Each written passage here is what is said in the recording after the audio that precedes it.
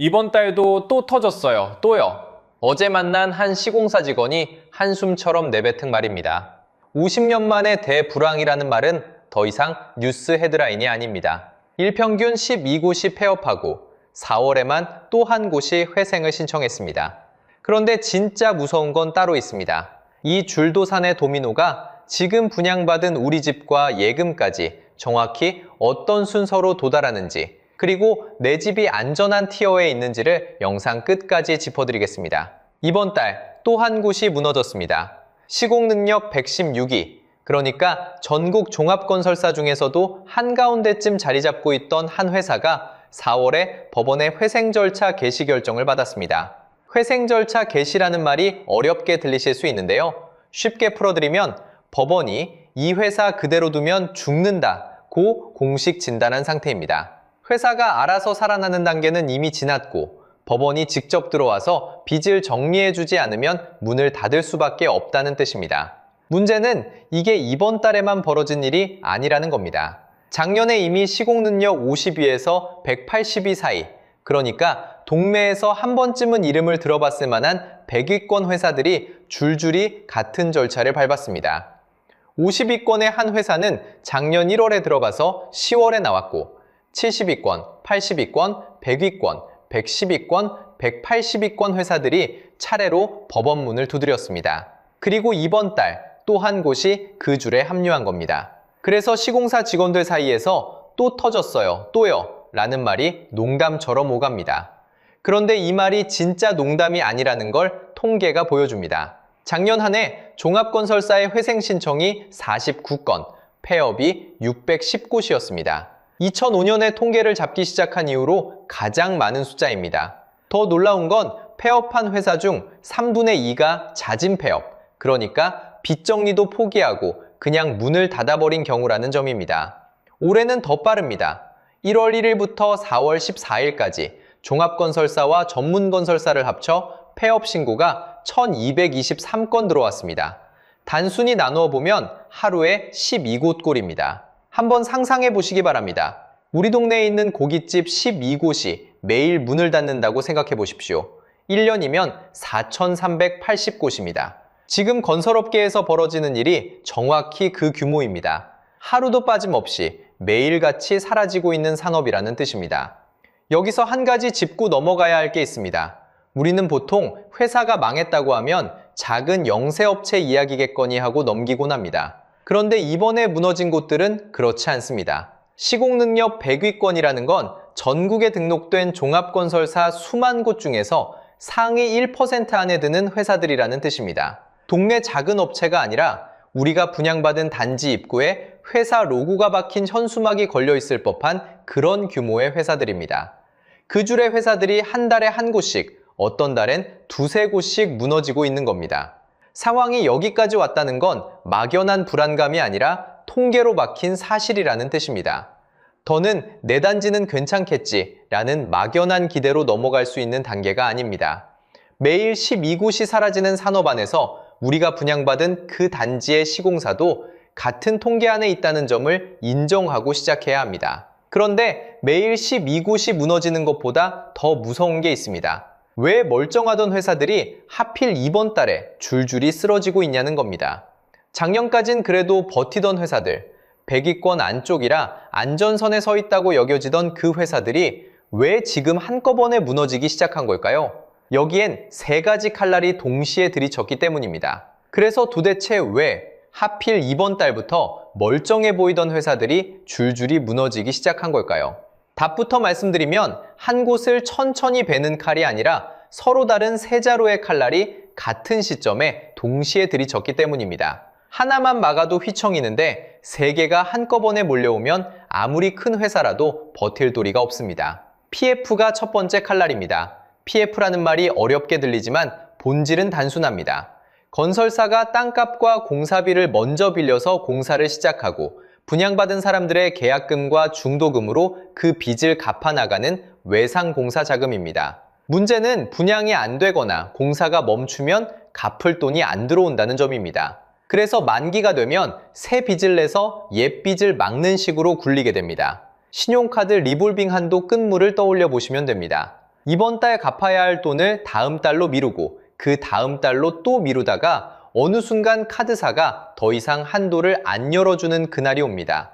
지금 건설업계가 정확히 그 시점에 와 있습니다. 숫자를 보면 더 분명해집니다.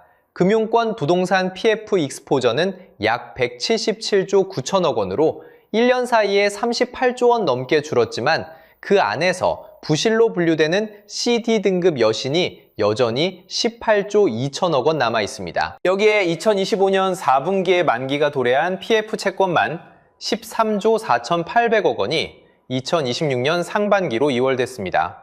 한꺼번에 갚으라고 들이밀어진 외상값이 13조 원이라는 뜻입니다. 그리고 가장 약한 고리, 중소금융권의 토지담보대출 연체율은 30%를 돌파했습니다. 땅을 담보로 빌려간 돈 10건 중 3건이 이자조차 못 내고 있다는 신호입니다. PF가 끊기는 게 아니라 이미 끊기고 있다는 뜻입니다. 두 번째 칼날은 공사비 폭등입니다. 평당 공사비가 800만 원에서 900만 원대가 표준으로 자리 잡더니 강남권 재건축 현장은 평당 1000만 원을 넘겼습니다. 반포의 한 단지가 990만 원, 신반포의 또 다른 단지는 950만 원, 압구정과 성수, 여의도 같은 곳도 1000만 원 위에서 거래됩니다. 이게 왜 무서운 비용이냐 하면 분양가가 아닌 원가이기 때문입니다. 재료값이 매장에서 파는 음식값보다 비싸진 식당을 떠올려 보시면 됩니다. 한 그릇을 팔수록 손해가 쌓이니 손님이 들어와도 주방장은 차라리 가게 문을 닫는 게 낫다고 판단합니다. 지금 공사 현장이 곳곳에서 멈추는 이유가 정확히 이겁니다. 지을수록 손해라 차라리 멈추는 겁니다. 세 번째 칼날은 노동 관련 법제도의 변화입니다. 노란봉투법이라 불리는 법이 2026년 3월 10일부터 시행됐습니다. 이 법을 두고 어느 쪽이 옳고 그른지를 따지려는 게 아닙니다. 영상에서 다루고자 하는 건 한 가지 사실입니다. 시행 직후 노동위원회에 들어온 민간부문 교섭 요구의 57%가 건설업 한 곳에 몰렸다는 점입니다. 이미 PF로 자금이 막히고 공사비로 원가가 천장을 뚫은 회사들이 이번에는 비용 구조 자체에 추가 압박을 받게 됐습니다. 좋고 나쁨의 문제가 아니라 변화의 시점이 겹쳤다는 게 핵심입니다. 세 칼날 중 하나가 떨어진 게 아니라 같은 달에 같은 회사를 향해 동시에 떨어진 겁니다. 여기에 마지막 한 방 미분양 폭탄이 깔려 있습니다. 전국 미분양 주택이 66,208가구, 이 중에서 비수도권 비중이 73%입니다. 다 지어놓고도 안 팔린 준공후 미분양은 31,307가구로 14년 만에 3만 가구를 다시 돌파했고 그중 87%가 지방에 몰려 있습니다. 짓고도 못 판 신축 아파트가 6만 채가 넘는다는 말입니다. 다 지어놓고도 비어있는 새 아파트만 3만 채입니다. 분양받은 사람이 들어오지 않으니 시공사로 들어와야 할 잔금이 들어오지 않고 잔금이 들어오지 않으니 PF 만기를 못 막고 PF 만기를 못 막으니 회생법원으로 향하게 됩니다. 지방 건설사가 먼저 무너지고 그 다음이 수도권 중견사이고 결국 우리 집을 짓고 있는 회사로 번지는 순서가 그렇게 만들어집니다. 그런데 진짜 무서운 건 이 세 칼날이 한꺼번에 들이쳤다는 사실 자체가 아닙니다. 이게 어디로 흘러가느냐가 더 큰 문제입니다. 한국 가계신용잔액은 1978조 원, 사상 최대치입니다. 거의 2천조 원에 달하는 빚을 짊어진 가계 위로 건설발 충격이 얹히는 그림입니다. 게다가 한국은 OECD 국가 중 사실상 유일하게 광범위한 선분양제를 운영하는 나라입니다. 시공사가 계약금과 중도금으로 공사비를 충당하는 구조라 건설사가 흔들리면 그 충격이 곧장 분양받은 사람의 통장으로 옮겨 붙게 설계되어 있습니다. 다른 나라에서는 완성된 집을 보고 사지만 우리는 도면만 보고 미리 돈을 넣는 셈입니다. 조금 불편한 이야기지만 짚고 갈 부분이 있습니다. 평당 분양가가 지난 몇 년 사이 거의 2배 가까이 올라간 동안 그 돈은 어디론가 흘러갔습니다. 공사비 인상분으로, 금융비용으로, 토지 매입 자금으로, 그리고 누군가의 이익으로. 지금 줄도산이 갑자기 하늘에서 떨어진 사고처럼 보이지만 실은 그 시기에 누적된 가격 구조의 결과가 시장에서 한꺼번에 풀려나오는 과정입니다. 누구를 탓하려는 게 아니라 거품이 만들어진 만큼 빠지는 시간도 필요하다는 말입니다. 무너지는 게 아니라 정상 가격을 찾아가는 단계라고 보는 게 더 정확합니다. 2025년 한 해 건설 투자가 마이너스 3.9%였습니다. 경제활동별로 보면 건설업 부가가치는 마이너스 9.6% 줄어들었습니다. 글로벌 금융위기 이후 가장 나쁜 숫자입니다. 이걸 시장 내부에서는 이미 1년 넘게 진행되어 온 위기로 봅니다. 지난주 일이 아니라 지난해부터 천천히 차오르던 물이 이번 달 둑을 넘은 것에 가깝습니다. PF, 공사비, 법제도 변화, 미분양 이 네 가지가 같은 시점에 같은 산업을 향해 모인 결과가 바로 일평균 12곳의 폐업이고 4월에 또 한 곳입니다. 이 도미노의 끝에 우리 집이 어떤 티어로 서 있는지를 잠시 후 정확히 알려드리겠습니다. 자, 그럼 이 칼날이 시공사를 베고 나서 다음에는 어디로 흘러갈까요?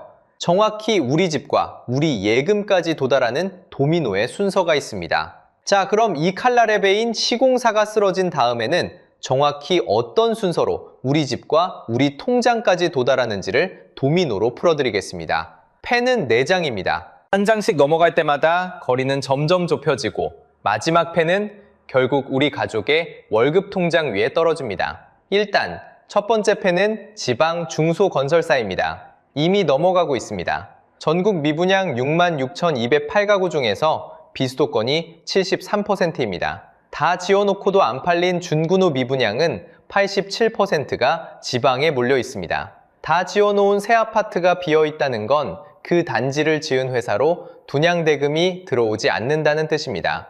외상으로 공사를 시작한 회사가 외상값을 갚을 돈이 안 들어오면 결과는 하나뿐입니다. 그래서 가장 먼저 무너지는 건 언제나 지방 중소건설사입니다. 도미노의 첫 펜은 이미 누가 건드리지 않아도 스스로 기울고 있는 상태입니다. 2단, 두 번째 펜은 분양보증 사고로 우리 집 입주가 지연되는 순간입니다. 여기서부터 문제가 우리 쪽으로 넘어옵니다. 아주 무거운 숫자 하나를 박아두겠습니다. 허그 분양보증 사고 금액이 8,513억 원, 단 12건에서 발생했습니다. 1년 만에 149배 급증한 수치입니다. 다시 말씀드리겠습니다. 한 해 사이에 분양보증 사고가 149배로 뛰었습니다. 이게 무슨 뜻인지 풀어드리겠습니다. 분양보증은 쉽게 말해 내 계약금에 든 보험증서입니다. 시공사가 망해도 이 보험이 작동하면 돈을 통째로 날리지는 않습니다. 그런데 그 보험이 1년 사이에 149배 더 자주 발동되고 있다는 게 지금 우리가 서 있는 자리입니다. 실제로 부산에서는 공정률 90%가 넘은 단지의 공사가 멈췄습니다. 다 지어가던 아파트의 공사가 끝물에 멈춰선 겁니다. 허그가 승계 시공사를 새로 골라서 마무리를 책임지게 됐지만 입주 예정자 입장에서는 이사 날짜는 미뤄지고 새로 들어오는 시공사가 누구일지조차 한동안 모르는 상태로 버텨야 합니다. 여기서 한 분께만 짧게 말씀드리겠습니다. 여러분이 분양받은 단지의 시공사가 만약 시공능력 100위권 밖이라면 잠깐 영상을 멈추고 분양보증서부터 확인해 보시기 바랍니다. 보증서 한 장의 유무가 계약금을 지키느냐 잃느냐를 가르는 첫 번째 갈림길입니다. 3단, 세 번째 펜은 수도권 중견사로의 전이, 그리고 아파트 가격 양극화입니다. 지방에서 시작된 도미노는 멈추지 않고 위로 올라옵니다. 2026년 전국 집값 전망은 평균 0.8% 상승입니다. 그런데 이 평균 안에 무서운 갈라짐이 숨어 있습니다. 수도권은 약 2% 오르는데 지방은 계속 하락한다는 게 골자입니다. 같은 나라 안에서 자산이 정확히 둘로 갈라지고 있는 겁니다. 지방의 빈집은 산처럼 쌓이는데 수도권은 매물 자체가 안 나옵니다. 2단계에서 시청자분께 묻고 싶은 질문은 단 하나입니다. 내 아파트는 어느 권역에 서 있는가? 같은 1주택자라도 서울 도심에 있는 분과 지방 외곽에 있는 분이 짊어진 무게는 이제 완전히 다른 종목이 배어가고 있습니다. 동시에 수도권의 중견 시공사들도 안전지대가 아닙니다. 지방에서 무너진 회사들의 외상값과 보증 채무가 PF 시스템을 타고 위쪽으로 번지고 있기 때문입니다. 도미노가 여기까지 오면 더 이상 남의 집 이야기가 아닙니다.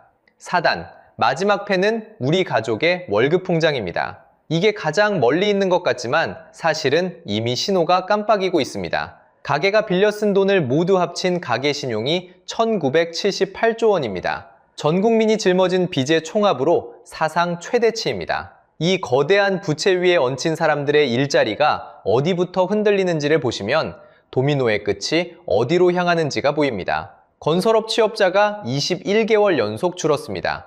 2025년 10월 한 달에만 12만 3천 명이 사라졌습니다. 2026년 1월 전체 실업자 수는 121만 1000명, 실업률 4.1%로 5년 만에 가장 높은 수치를 찍었습니다. 일자리가 줄면 소득이 줄고, 소득이 줄면 매달 갚아야 할 이자가 무거워지고, 이자가 무거워지면 결국 연체로 이어집니다. 그 신호탄이 이미 떨어졌습니다. 중소금융권의 토지담보대출 연체율이 30%를 넘었습니다. 땅을 담보로 빌린 돈 10건 중 3건이 이자조차 못 갚는 상태라는 뜻입니다. 여기까지가 4단계 도미노입니다. 정리해드리면 이렇습니다. 1단계는 지방 중소건설사의 부도, 2단계는 분양보증 사고로 인한 입주 지연과 계약금 위협, 3단계는 수도권으로의 전이와 아파트 가격 양극화, 4단계는 일자리와 이자 부담을 통한 가계 충격입니다. 잠깐 자기 자신에게 물어보시기 바랍니다. 내 집과 내 통장은 지금 1단계에 있는가, 2단계인가, 3단계인가, 4단계인가? 1, 2, 3, 4단계 어디에 서 계신지 본인 진단이 끝나셨다면 이제 마지막으로 이 도미노 한복판에서 안전선을 어떻게 그어야 하는지를 알려드리겠습니다. 그럼 이 도미노 한복판에서 우리는 무엇을 점검하고 어떻게 안전선을 그어야 할까요? 가장 현실적인 3가지 체크리스트가 있습니다. 자, 여기서 한번 호흡을 가다듬고 가겠습니다. 지금까지 제가 보여드린 숫자들, 일평균 12곳 폐업, 만기도래 채권 13조 4,800억, 허그 분양보증 사고가 한 해 만에 149배. 이 그림만 보면 이제 한국 부동산은 끝났다는 결론으로 직행하기 쉽습니다. 그런데 한 발만 물러서서 보시면 풍경이 좀 달라집니다. 지난 몇 년 동안 평당 공사비는 800만 원대에서 시작해 강남권에서는 평당 1000만 원을 넘겼습니다. 분양가는 그보다 더 가파르게 올랐고 그렇게 부풀어 오른 가격 위에서 모두가 분양받고 모두가 빚을 냈습니다. 가계신용 1978조 원이라는 사상 최대 부채가 그 결과물입니다. 지금 일어나는 줄도사는 그 거품의 무게를 더 이상 받쳐주지 못하는 회사들이 먼저 떨어져 나가는 과정입니다. 다시 말해 이 줄도사는 비극이 아니라 거품이 빠지는 과정입니다. 정부가 PF 한시 규제 완화를 2026년 6월 말까지 연장한 것도 2027년부터 PF 사업의 자기자본 비율 20%를 의무화하기로 한 것도 결국 남의 돈만 끌어다 짓는 시대를 끝내겠다는 신호입니다. 산업이 한 번은 거쳐야 할 정상화 트랙으로 들어선 겁니다. 그러니 지금 우리가 할 일은 패닉이 아니라 점검입니다. 내 집과 내 계약서가 이 정상화 과정에서 안전한 자리에 서 있는지를 확인하는 거죠. 그래서 오늘 약속드린 안전선 3가지 지금부터 하나씩 짚어드리겠습니다. 저는 이걸 내 집 보험증서 3장이라고 부릅니다. 신용 1장, 보증 1장, 공정률 1장. 이 3장이 다 있으면 안전, 한두 장이 빠져 있으면 점검 대상입니다. 첫 번째 보험증서, 시공사 신용입니다. 지금 내 집을 짓고 있는 회사가 어느 정도 체력을 가진 회사인지부터 알아야 합니다. 확인 포인트는 4가지인데 어렵지 않습니다. 시공능력평가 순위, 신용등급, 자기자본 비율, PF 보증 잔액. 시공능력평가 순위는 건설사판 신용평가라고 보시면 됩니다. 보통 50위권 안에 들어가는 회사면 한숨 한번 돌릴 수 있는 수준입니다. 100위권 밖으로 내려갈수록 이번 줄도산의 진앙에 가까워집니다. 신용등급은 A- 이상이 권장 구간이고 BBB- 이하로 내려가면 일단 노란불입니다. 자기자본 비율과 PF 보증 잔액은 회사가 자기 돈으로 사업하는지 빚으로만 돌리고 있는지를 보여줍니다. 이 정보는 어디에 있을까요? 대한건설협회 홈페이지에서 시공능력 순위가, 금감원 전자공시에서 신용등급과 재무제표가 모두 공개되어 있습니다. 누구나 무료로 5분이면 확인 가능합니다. 지금 영상을 다 보신 다음 분양계약서에 적힌 시공사 이름 하나만 검색해 보시면 됩니다. 두 번째 보험증서, 허그 분양보증서입니다. 이게 사실상 가장 중요한 한 장입니다. 시공사가 무너져도 내 계약금과 중도금이 살아남는 유일한 안전장치니까요. 허그 분양보증이 걸린 단지라면 사고가 났을 때 2가지 길 중 하나로 갑니다. 하나는 분양 이행입니다. 허그가 승계시공사를 선정해서 잔여공사를 마무리하고 입주와 소유권 등기까지 책임집니다. 다른 하나는 환급입니다. 이미 낸 계약금과 중도금을 돌려받습니다. 어느 쪽이든 내 돈이 통째로 사라지는 일은 막아줍니다. 그래서 분양 계약을 할 때 분양보증서가 발급된 단지인지부터 반드시 확인하셔야 합니다. 분양보증서 없는 분양은 절대 금지입니다. 그리고 한 가지 더, 다자녀 가정이나 장애인, 고령자 같은 사회배려 계층은 사고가 났을 때 무선 환급 대상입니다. 본인이 해당된다면 계약 시점에 이 부분도 같이 챙겨두시면 좋습니다. 세 번째 보험증서, 공정률입니다. 같은 사고라도 공정률이 어디까지 와 있느냐에 따라 결말이 완전히 달라집니다. 공정률은 달리기 트랙에서 결승선까지 얼마나 남았는지를 보여주는 숫자라고 생각하시면 됩니다. 공정률 70% 이상이면 결승선이 가깝기 때문에 허그가 승계 시공사를 붙여서 마무리할 가능성이 훨씬 높아집니다. 부산에서 실제로 공정률 90%를 넘긴 단지가 공사 중단 사고를 겪었지만 허그가 승계 시공사 선정 절차에 들어가면서 잔여 공사를 끝내는 쪽으로 방향이 잡혔습니다. 반대로 가장 위험한 구간은 분양 직후부터 공정률 30%대까지입니다. 결승선까지 갈 길이 너무 멀어서 새 시공사를 데려와도 사업성 자체가 안 나오는 경우가 많습니다. 그래서 지금 계약을 검토 중이시라면 공정률을 반드시 물어보시고, 이미 계약하셨다면 분기마다 한 번씩 시공 현장 사진과 공정률 공시를 챙겨보시는 습관이 필요합니다. 자, 그래서 처음에 약속드린 정답을 공개합니다. 내 집이 안전한 티어, 그건 비싼 동네에 있는 집이 아닙니다. 시공사 신용, 허그 분양보증서, 공정률 70%. 이 세 가지가 모두 있는 집입니다. 세 장이 다 있으면 안전 티어, 한두 장이 빠져 있으면 점검 티어, 세 장 모두 약하면 행동 티어입니다. 마지막으로 위치별로 한 문장씩만 드리겠습니다. 무주택 관망자분께 드리는 한마디. PF 한시 규제 완화가 6월 말까지 연장돼 있고 2027년부터 자기자본 비율 20%가 의무화되기 때문에 거품이 빠지는 앞으로 6개월에서 12개월이 오히려 현금을 준 사람에게는 진입기회가 됩니다. 1주택 보유자분께 드리는 한마디. 내 단지가 수도권인지 지방인지 도심인지 외곽인지부터 객관적으로 진단하시고 전세 계약을 갱신하실 때는 시공사 신용도 함께 따져보는 습관을 들이시기 바랍니다. 입주 예정자분께 드리는 한마디. 잠깐 영상을 멈추고 분양계약서 첫 장에 적힌 시공사 이름과 분양보증서 발급 여부, 그리고 현재 공정률, 이 세 가지부터 오늘 안에 확인해 보시기 바랍니다. 그리고 여러분께 한 가지만 여쭤보겠습니다. 여러분이 분양받으셨거나 살고 계신 집은 보험증서 3장 중 몇 장이 있으신가요? 댓글에 1장, 2장, 3장 중 하나로만 남겨주시면 다음 영상에서 케이스별 점검 가이드로 답해드리겠습니다. 오늘 영상을 한 번에 정리하겠습니다. 첫째, 4월에 또 한 곳이 무너졌고 매일 12곳씩 사라지는 산업이라는 게 통계로 박힌 사실입니다. 둘째, PF 만기와 평당 1,000만 원 공사비, 그리고 노란봉투법이라는 새 칼날이 지방에서 수도권으로 다시 우리 가게로 도미노를 굴리고 있습니다. 셋째, 살아남는 집은 비싼 집이 아니라 시공사 신용과 허그 분양보증서, 그리고 공정률 70%라는 보험증서 3장을 갖춘 집입니다. 다시 한번 말씀드리지만 이 줄도사는 비극이 아니라 거품이 빠지는 과정입니다. 위기는 이미 시작됐지만 그 끝에는 분명히 정상 가격의 시장이 다시 열립니다. 그때까지 우리가 할 수 있는 가장 확실한 방어는 패닉이 아니라 정보로 무장하는 일입니다. 오늘 영상이 도움이 되셨다면 구독과 좋아요로 알려주시고 댓글에는 본인의 보험증서 장수를 1장, 2장, 3장 중에 남겨주세요. 다음 영상에서 케이스별로 하나하나 답해드리겠습니다. 감사합니다.